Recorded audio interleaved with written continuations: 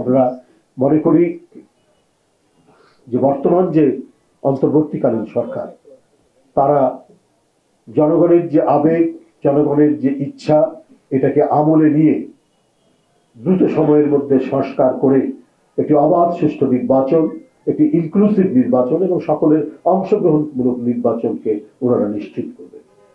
তাদের পক্ষ থেকে যদি কোনো ধরনের দ্বিধান্বিত প্রশ্নবোধক শব্দ আসে, তাহলে সেটা কিন্তু এই মুহূর্তে জাতির যে ঐক্য, সেই ঐক্যকে বিনষ্ট করবে। আমি আজকেও বলেছি যে একজন উপদেষ্টার যে কথা বলেছেন যে সরকারকে ব্যর্থ করার চেষ্টা করছে রাজনৈতিক দলগুলো, এটা তিনি সঠিক বলেননি, বরং এটা ঐক্যের মধ্যে এক ধরনের ফাটলের সৃষ্টি। আপনারা তো সরকার, আপনারা তো বিভিন্ন রাজনৈতিক দল, বিভিন্ন পেশাজীবী সংগঠন আপনাদের আলোচনা করবে, সমালোচনা করবে, এর মধ্যে দিয়ে আপনারা তো উপকৃত হবে।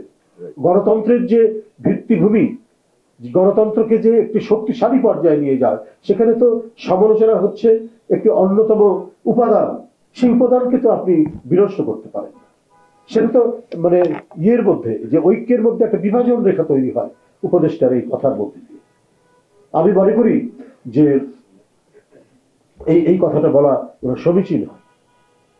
বরং আজকে জাতীয় আন্তর্জাতিক চক্রান্তের মধ্যে আমাদের দেশের গণতন্ত্র মানা দলগুলো যারা আন্দোলনে শরিক ছিলেন, অংশগ্রহণ করেছেন, তারা যে ঐক্যের যে নিদর্শন সৃষ্টি করেছেন, এটা তো অনেক বড় বিষয়। সেটা তো আপনাদের আমলে রাখা উচিত এবং আপনাদের প্রধান দায়িত্ব প্রয়োজনীয় সংস্কারগুলো করে অবাধ সুষ্ঠু নির্বাচন। একটা নির্বাচন কি তাহলে মানে গণতন্ত্রের অন্য উপাদানের চাইতে সেটা কি ভিন্ন কিছু নাকি, যে নির্বাচনের কথা শুনলেই কেন যেন রিয়াকশন হচ্ছে কোনো এক জায়গায়?